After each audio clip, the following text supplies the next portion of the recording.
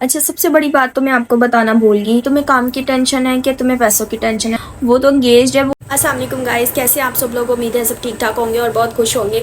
अच्छा, आज के व्लॉग में मैं आपको बताने वाली हूँ अपनी लाइफ के बारे में। बहुत सारे मुझे कमेंट्स आ रहे थे कि आप मुझे अपने लाइफ के बारे में बताएं, इंट्रोडक्शन करवाएं। तो मैंने एक लंबा सफ़ा तैयार कर लिया है जिस टाइप पर मैंने क्या क्या आपको बताना है। तो चलो पहले मैं आपको अपना इंट्रोडक्शन करवाती हूँ। मैं हूँ रिंशा चौधरी।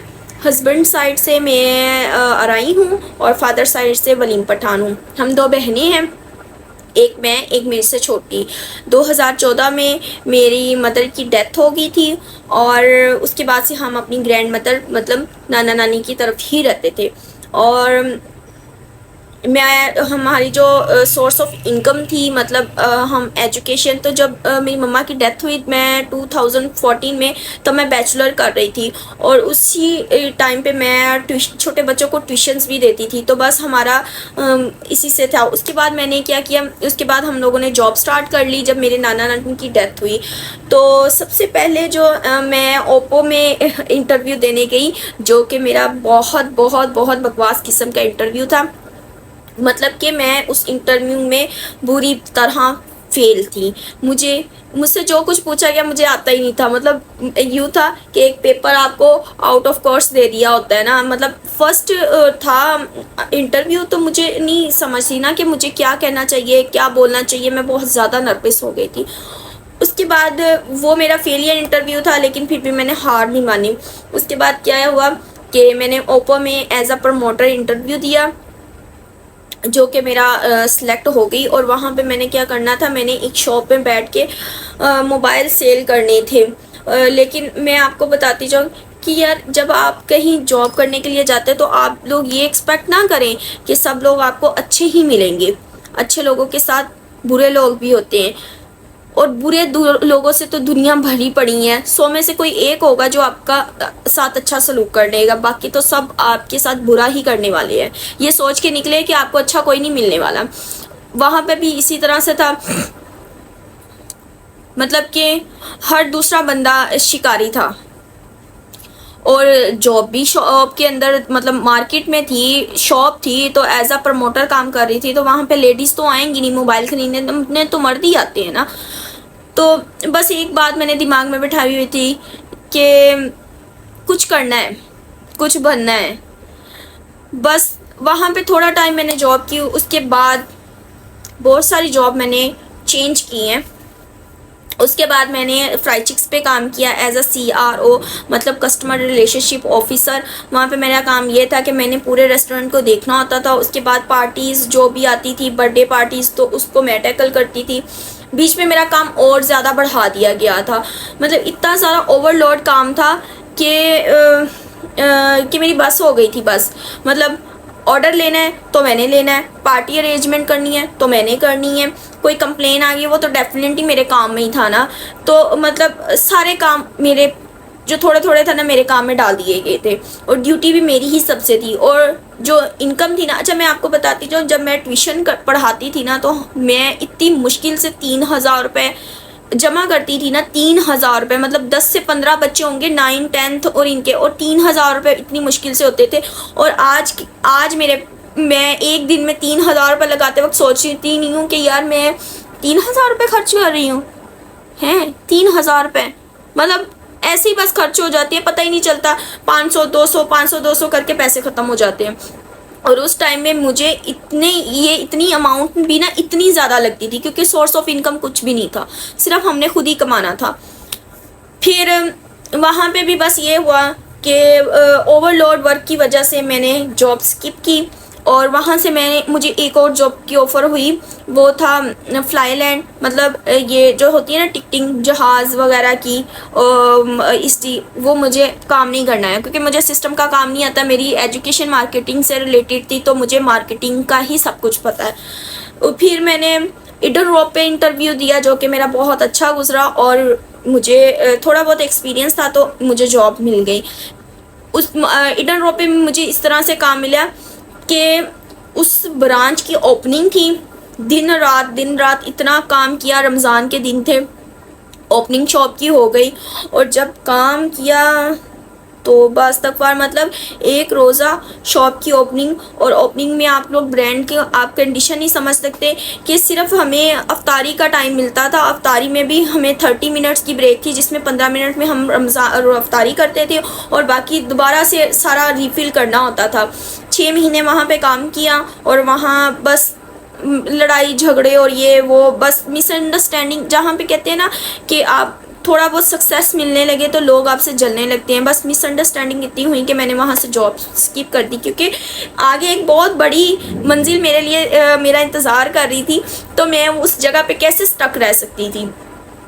फिर मैंने शनायर पे दिया। कुछ शनेयर कहते हैं, कुछ शनायर कहते हैं और कुछ चनायर कहते हैं, हम लोग शनायर कहते हैं। ब्रीजे की एक ब्रांच है प्रेट की, वहाँ पे मैंने इंटरव्यू दिया जो कि मेरा बहुत अच्छा गुजरा। सर जमशेद थे और मतलब वहाँ पे मैं आपको बताती हूँ कि वहाँ मेरी जब मैं इंटरव्यू देने के लिए गई, बहुत ज़्यादा गर्मी में इंटरव्यू था और इतनी बुरी हालत हुई पड़ी थी ना कि दूसरी लड़कियों के आगे मैं बहुत अजीब लग रही थी। और लोग कह रहे थे, मैं सोच रही थी कि मुझे इंटरव्यू मैं पास कर लूँगी, मतलब वो लड़कियाँ इतनी प्यारी हैं, क्योंकि लड़कियों जो होती है ना मार्केटिंग में जॉब, लड़कियों को बेस पे मिलती है, उनकी ब्यूटी पे मिलती है, बाकी चीज़ें बाद में देखी जाती है ना। क्यों मुझे मिल जाएगा क्या, मैं ये कर लूँगी। जब मैंने इंटरव्यू दिया तो उन्होंने मुझसे एक्सपेक्टेड सैलरी पूछी, क्योंकि उस टाइम मैं नीडी थी। तो मैंने उनसे कहा, आप जो भी करेंगे मुझे तो भी देंगे ना, मैं काम कर लूँगी, आप एक दफ़ा मेरा काम देख लें, उसके बाद आप मुझे उसके बाद मेरी आप सैलरी बढ़ा दीजिएगा। कहा ओके, आप वेट करें। मैं वेट करने लगी, लड़कियां जा रही हैं आ रही हैं, लड़कियां जा रही है आ रही हैं। मैंने कहा पता नहीं मुझे यहाँ इन्होंने क्यों बैठा दिया है ना। कुछ देर बाद बॉस बाहर आते हैं और मुझे कहते हैं, आप हमें बताएं आप ज्वाइनिंग कब देंगी। मैं है मतलब इतने बड़े ब्रांड पे मैं सिलेक्ट हो गई हूँ, मतलब मुझे तो कुछ करना भी नहीं आता था। क्या देखा, उन्होंने कहा बस हमने आपको सिलेक्ट कर लिया, आप बताएं। मैंने कहा मैं कल से ही आ जाऊँगी। तो उसके बाद उन्होंने मुझे 16,000, आज से कोई 4 साल पहले, लॉकडाउन से पहले उन्होंने मुझे सैलरी बताई, जो कि मेरे लिए बहुत ज़्यादा थी, बहुत ज़्यादा। तो मैंने वहाँ पे मैंने ट्रेनिंग दी। ट्रेनिंग के 3 दिन होते हैं, ट्रायल में वो देखते हैं कि ये काम कर सकती है। हाँ, उस ट्रायल में बहुत डिफ़िकल्टीज़ होती है, ओवरलोड होता है, खाना वॉशरूम, इन सब चीज़ों से वो थोड़ा कंट्रोल करते हैं कि आपने मतलब थोड़े, जैसे मतलब आपने खाने के लिए पूछा या पानी के लिए पूछा, वो मतलब थोड़ा आपको रिजेक्टेड करेंगे, थोड़ा तंग करेंगे, ताकि देख लें कि अगर ओवरलोड आया आप पे, मतलब ज़्यादा कस्टमर्स आए तो आप इस चीज़ पे कंट्रोल कर सकती हैं। तो मैं उस ट्रायल में पास हो गई। इसके बाद मुझे एक्चुअली उस ब्रांच के लिए नहीं रखा गया था, मुझे नई ब्रांच एक ओपन होनी थी और मुझे उसकी ओपनिंग के लिए हायर किया गया था। और मैं जब, और वो शॉप बिल्कुल मेरे घर के पास थी, तो मैं जब उस जगह पे आई, मुझे नहीं था कि मैं यहाँ पे काम करूँगी। सर आसिफ थे, शायद वो मेरा ये व्लॉग देखें, इतने अच्छे थे वो, इतने अच्छे थे। अभी वो शायद मूव कर गए हैं, कहाँ गए मुझे नहीं पता, मेरा अभी उनसे कोई कांटेक्ट नहीं हुआ, लेकिन इतना अच्छा उन्होंने मुझे गाइड किया। मतलब मैं एक नॉर्मल सी लड़की थी और मुझे उन्होंने कहते हैं कि हीरा बना दिया। मतलब कि मुझे ना उनकी मतलब इतना अच्छा उन्होंने मुझे मार्केटिंग सिखाई। मैं सोच नहीं सकती थी कि मैं लोग मुझे मेरे नाम से नहीं, मेरे काम से जानेंगे। तो जब मैं कहीं, मतलब कहते हैं ना, अगर आपको अच्छी अपॉर्चुनिटी मिले तो आपको जाना चाहिए। जब मैं कहीं इंटरव्यू देने के लिए जाते थे ना, तो वो लोग कहते थे, ओ वो रिमशा, ये फलां ब्रांड की लड़की। तो वो लोग मुझे सिर्फ मेरा नाम सुन के जॉब देने के लिए, मतलब वो मुझसे इंटरव्यू नहीं करते थे, मुझसे पूछते नहीं मुझे ये आता है, मुझे फैब्रिक के बारे में पता है, मुझे कस्टमर डीलिंग के बारे में पता है, मैं क्राउड डील कर सकती हूँ, मैं कस्टमर गुस्सा करे तो मैं डील कर सकती हूँ, कुछ नहीं। और बस मुझे जॉब कर देते थे। मतलब उस बंदे ने मुझे, और बहुत अच्छा बंदा था, मतलब हर तरह से आप उस पर ट्रस्ट मैं कर सकती थी, बहुत अच्छा इंसान था। और बहन से कह के उसने कभी मुझे नहीं, तो ज़िंदगी में मुझे पहला एक इंसान ऐसा मिला था जो कि बहुत अच्छा इंसान है। और मैं कहती हूँ अल्लाह ताला उसको बहुत बहुत तरक्की दे, क्योंकि उसने मुझे बहुत कुछ सिखाया। अच्छा, सबसे बड़ी बात तो मैं आपको बताना भूल गई, वो ये कि मुझे सेल गर्ल के लिए इन्होंने हायर किया था, जबकि शॉप की ओपनिंग के लिए जब मुझे अजान हाइट से गर्ल्स कॉलेज रोड वाली ब्रांच पे भेजा गया, तो वहाँ पे इन्होंने मेरे साथ बहुत बड़ा वो कह ले कि एक धोखा किया। क्या किया उसको क्या कहते हैं अब इंग्लिश में, मिसहैप किया, ये कह लें। तो इन्होंने मुझे सेल गर्ल का बोल के मुझे असिस्टेंट मैनेजर बना दिया। जब मैंने सर आसिफ से बोला कि सर मैं कैसे करूँगी, मुझे तो मार्केटिंग भी नहीं सही से आती और आप मुझे असिस्टेंट मैनेजर बना लें, तो सर आसिफ कहते मुझे, तुम पहले मुझे ये बताओ, तुम्हें काम की टेंशन है कि तुम्हें पैसों की टेंशन है। मैंने कहा डेफिनेटली काम की टेंशन है, जब मुझे करना नहीं आएगा तो मेरी जॉब जाएगी, जब जॉब जाएगी तो पैसे भी जाएंगे ना। तो सर कहते हैं कि तुम काम की टेंशन ना लो, मैं तुम्हें सिखाऊंगा। जब मार्केटिंग सिखा सकता हूँ तो ये भी ये इतना मुश्किल नहीं है। तो उन्होंने बोला अल्लाह के बाद अपने आप पे यकीन रखो, तुम कर लोगी, तुम कर सकती हो। अगर मैंने तुम्हें बोला है ना कि बॉस जो होता है ना उस्ताद की तरह होता है, जैसे उस्ताद को टीचर को पता होता है कि क्लास में सब कैसे हैं, कौन स्टूडेंट कितने पानी में है, इसी तरह से बॉस को भी पता है कि उसका कौन सा शागिर्द कौन कौन सा काम कर सकता है।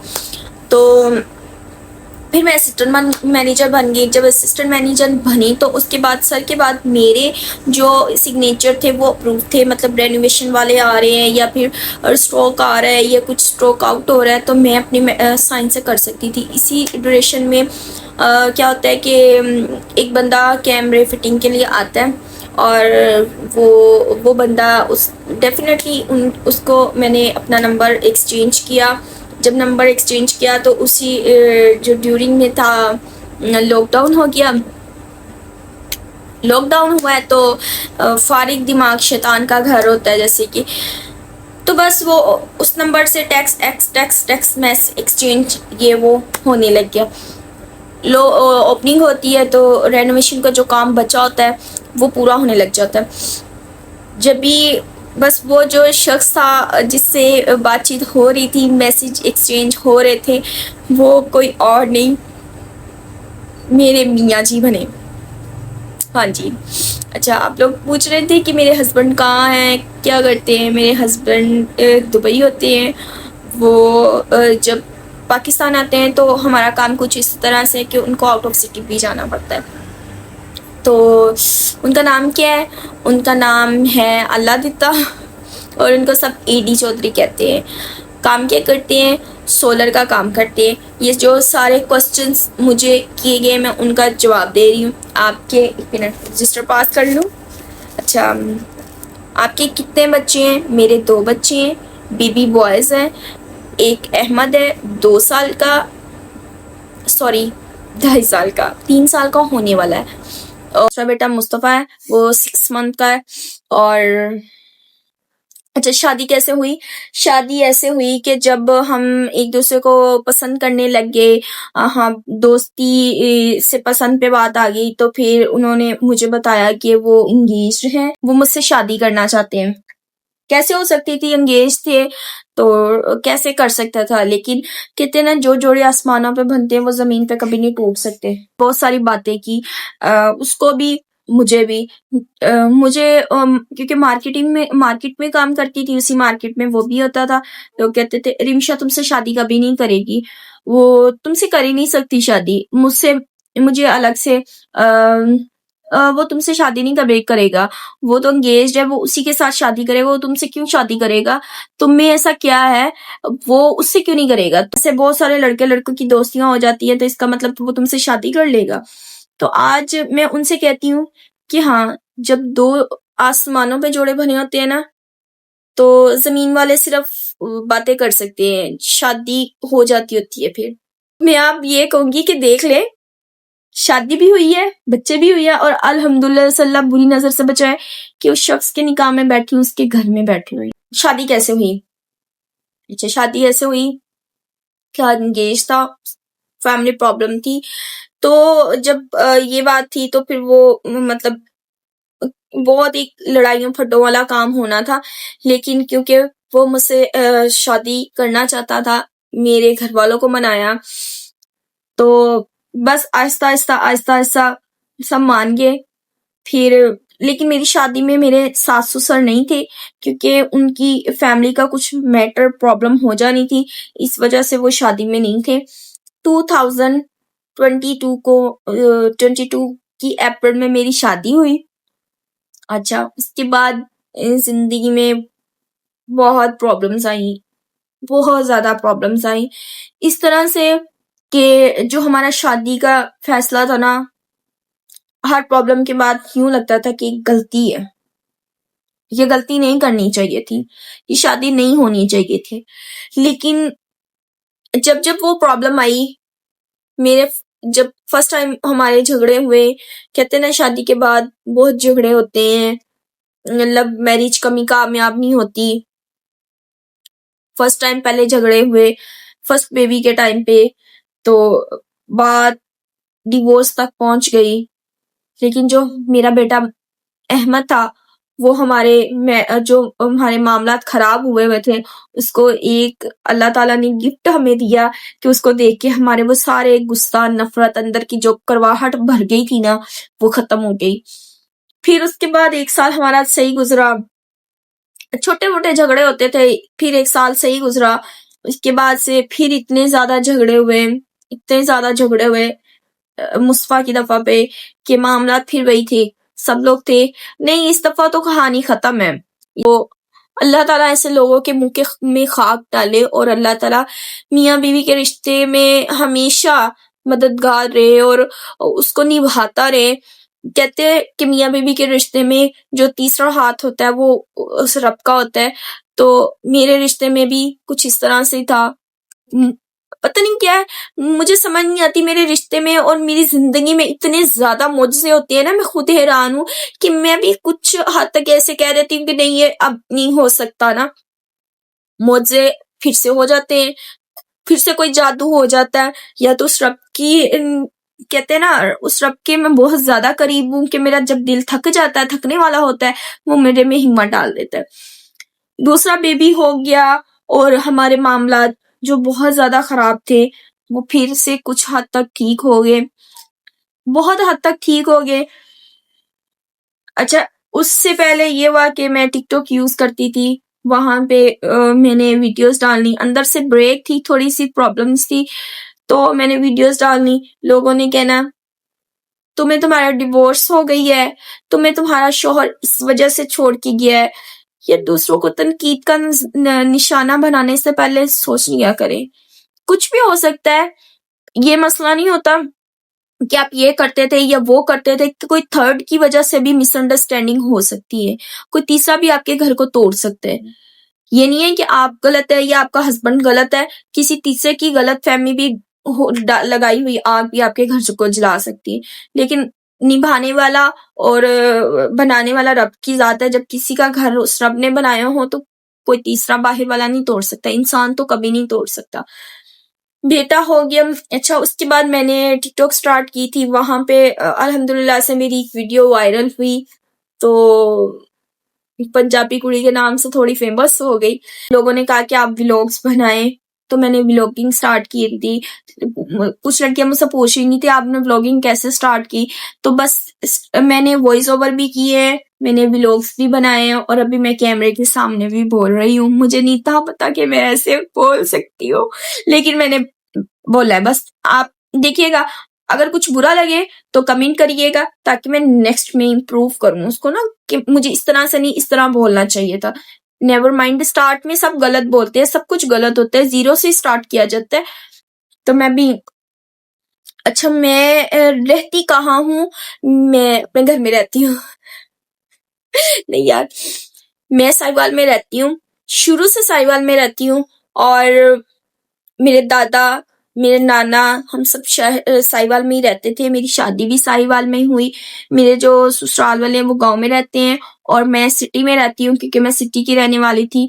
और मेरी शादी होके, मैंने जैसे बताया मेरे ससुराल वाले नहीं थे, तो मैं इसी घर में आई थी। इस घर ने देने वाला तो रब की जात है, लेकिन ये घर मेरे लिए बहुत लकी साबित हुआ। इस घर ने मुझे बहुत कुछ दिया है।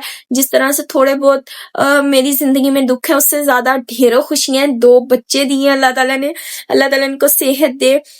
और मैं बस इतना बोलूंगी कि यार बच्चों के साथ व्लॉग और ब्लॉग दोनों बनाना बहुत मुश्किल है। मैं बहुत मुश्किल से टाइम निकाल के और मैं व्लॉग्स बनाती हूँ। तो प्लीज लाइक करें, सब्सक्राइब करें, शेयर करें और कमेंट करें। आपकी सब्सक्राइब करने से और कमेंट करने से, चाहे अगर कुछ बुरा लग रहा है तो कमेंट जरूर करके बताएं। आपके कमेंट करने से वो थोड़ी मोटिवेशन मिलती है। अगर आप कमेंट करते हो तो हमें एक, वो कहते हैं ना, एक पावर आती है कि दिल करता है कि ठीक है नेक्स्ट और व्लॉग बनाए। अगर कोई रिएक्शन नहीं होता तो फिर एक हिम्मत टूट जाती है कि यार नहीं, व्लॉग नहीं, ऐसे सुस्ती आती है। तो कोशिश किया करें, कमेंट करें, मोटिवेट करें, ताकि मैं आप लोगों के लिए अच्छी अच्छी वीडियोस लेके आऊं। और इंशाल्लाह मैं अच्छी अच्छी वीडियोस मजीद लेके आऊंगी। मैं कोशिश करूंगी कि मैं इससे ज्यादा अच्छे इंप्रूव करूं अपने आप को। और ये सब कुछ आप लोगों के मोटिवेट करने से होगा। तो ये मेरी इतनी सी लाइफ है अभी तक। आगे की जो होगी, अगर आप मोटिवेट करेंगे, लाइक करेंगे, सब्सक्राइब करेंगे, कमेंट करेंगे, तो मैं अपनी आगे की जिंदगी आपसे शेयर कर सकूंगी। पीछे की तो मैंने कर दी है। तो दुआओं में याद रखिएगा। अल्लाह हाफिज।